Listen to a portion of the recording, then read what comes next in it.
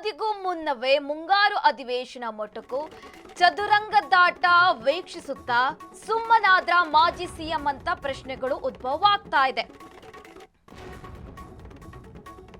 ಮಳೆಗಾಲದ ಸದನಕ್ಕೆ 2 ರಿಂದ 3 ಸಲ ಮಾತ್ರ ಮಾಜಿ ಸಿಎಂ ಹಾಜರಾಗಿದ್ರು.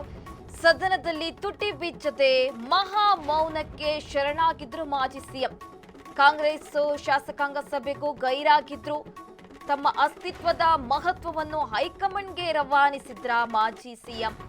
ಸಖತ್ ಸೈಲೆಂಟ್ ಆಗಿತ್ತು. ಕಾಂಗ್ರೆಸ್ ಹಿನ್ನಡೆಗೆ ಕಾರಣವಾಯ್ತಾ ಅಂತ ಸಿಎಂ ಡಿಕೆಶಿ ಮಾಜಿ ಸಿಎಂ ಸಿದ್ದುವಿನ ಮುಂದಿನ ನಡೆ ಏನು ಹಾಗಾದ್ರೆ? ಸಾಕಷ್ಟು ಅನುಮಾನಕ್ಕೆ ಕಾರಣವಾಗ್ತಿರುವ ಟಗರು ಮೌನ. ಇನ್ನು ಕೃಷ್ಣಪ್ಪ ಮತ್ತು ಪ್ರಿಯಕೃಷ್ಣ ಕೂಡ ಸದನದಿಂದ ದೂರ ಇದ್ರು. ಅಸಮಾಧಾನಿತರ ಬೇಗುತಿ ಸರ್ಕಾರಕ್ಕೆ ನುಂಗಲಾರದ ತುತ್ತಾಯ್ತಾ ಅಂತ ಪ್ರಶ್ನೆಗಳು ಉದ್ಭವವಾಗ್ತಾ ಇದೆ.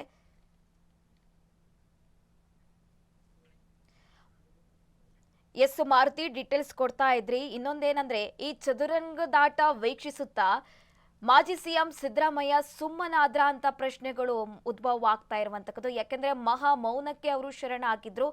ಈ ಮಹಾ ಮೌನ ಕಾಂಗ್ರೆಸ್ಗೆ ಒಂದ್ ರೀತಿಯಾಗಿ ಹಿನ್ನಡೆ ಆಯ್ತಾ ಅಂತ ಪ್ರಶ್ನೆಗಳು ಉದ್ಭವವಾಗ್ತಾ ಇದೆ. ಮುಂದಿನ ನಡೆ ಏನಿರ್ಬೋದು ಅಂತ ಡೀಟೇಲ್ಸ್ ಕೊಡೋದಾದ್ರೆ ಮಾರುತಿ.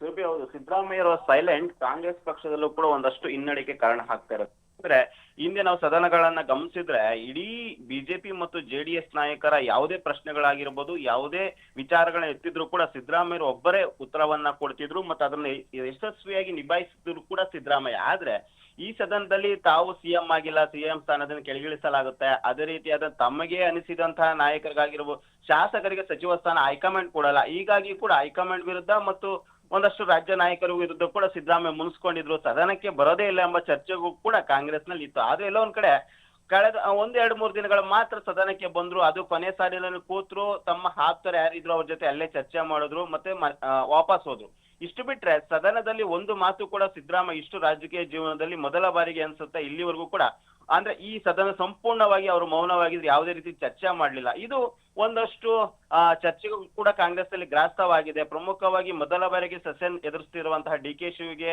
ಸಪೋರ್ಟ್ ಆಗಿ ನಿಲ್ಲಿಲ್ಲ. ಒಂದಷ್ಟು ಕಾರಣಗಳು ನಮ್ ಕಣ್ಮುಂದೆ ಕಾಣ್ತವೆ. ತಮ್ಮ ಆಪ್ತರಿಗೆ ಸಚಿವ ಸ್ಥಾನ ಕೊಡ್ಲಿಲ್ಲ, ಇದು ಕೂಡ ಕಾಂಗ್ರೆಸ್ಗೆ ಹಿನ್ನಡೆ ಆಗಿದೆ. ಇನ್ನೊಂದ್ ಕಡೆ ಈ ಕೇವಲ ಡಿಕೆಶಿ ಆಪ್ತರು ಮಾತ್ರ, ಅದರಲ್ಲೂ ಒಂದಷ್ಟು ಜನ ಮಾತ್ರ ಡಿಕೆಶಿಗೆ ಬೆನ್ನೆಲುಬಾಗಿ ಈ ಸದನದಲ್ಲಿ ನಿಂತಿತ್ತು. ಎಲ್ಲರೂ ಕೂಡ ನಿಲ್ಲಿಲ್ಲ.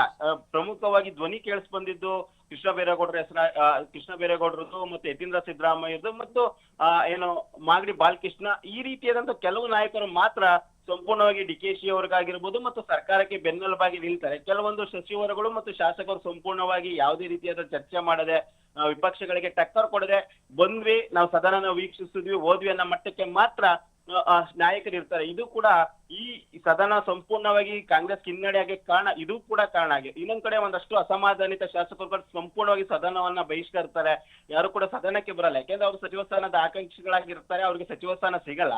ಹೀಗಾಗಿ ಸದನಕ್ಕೆ ಬಾರದೆ ದೂರ ಉಳಿತಾರೆ. ಅದರಲ್ಲೂ ಪ್ರಮುಖವಾಗಿ ಬೆಂಗಳೂರಿನ ಶಾಸಕರಾದಂತಹ ಪ್ರಿಯಕೃಷ್ಣ ಆಗಿರ್ಬೋದು ಮತ್ತು ಎಂ ಕೃಷ್ಣಪ್ಪ ಅವರು ಸಂಪೂರ್ಣವಾಗಿ ಸದನದಿಂದ ದೂರ ಉಳಿತಾರೆ. ಅದಕ್ಕೂ ಕಾರಣ ಅವರು ಸಚಿವ ಸ್ಥಾನದ ಆಕಾಂಕ್ಷಿ ಆಗಿರ್ತಾರೆ, ಸಚಿವ ಸ್ಥಾನ ಸಿಗಲ್ಲ.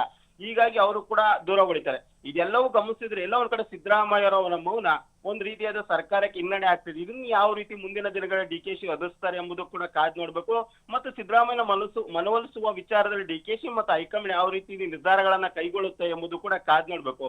ಇಲ್ಲಿವರೆಗೂ ಪಕ್ಷಕ್ಕೆ ಬೆನ್ನೆಲುಬಾಗಿದ್ದಂತಹ ಡಿಕೆಶಿ ಅವರ ಸಿದ್ದರಾಮಯ್ಯರ ಮೌನ ಸಾಕಷ್ಟು ಹಿನ್ನಡೆ ಕಾಂಗ್ರೆಸ್ ಪಕ್ಷಕ್ಕೆ ಆಗ್ತಿದೆ. ಇದನ್ನ ಯಾವ ರೀತಿ ನಿಭಾಯಿಸ್ತಾರೆ ಎಂಬುದು ಕೂಡ ಕಾದ್ ನೋಡ್ಬೇಕು. ಸುರಭಿ, ಮಾಹಿತಿಗಾಗಿ ಧನ್ಯವಾದಗಳು ಮಾರುತಿ.